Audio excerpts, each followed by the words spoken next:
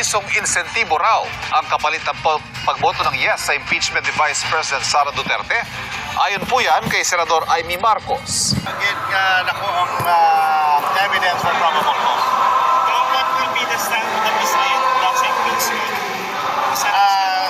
Ang mga iban nga nakita na nabatian kong nastorya ko, no, I have not talked to 100% ng Visayan Black members, but majority sa ila, I think, will be voting for the impeachment. How about ang mga Visayan Black?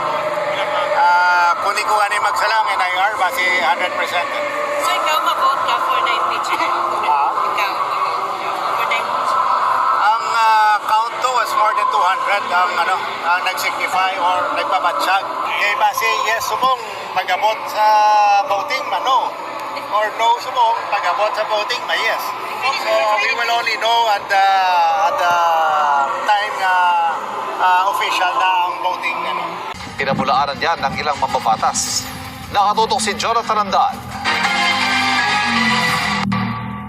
Ilang araw bago ang inaasahang botohan kaugnay sa mga reklamong impeachment laban kay Vice President Sara Duterte, sinabi ni Senadora Amy Marcos sa mensahe sa GMA News na may alokan niyang insentibo sa mga kongresistang boboto pabor sa impeachment ng bise.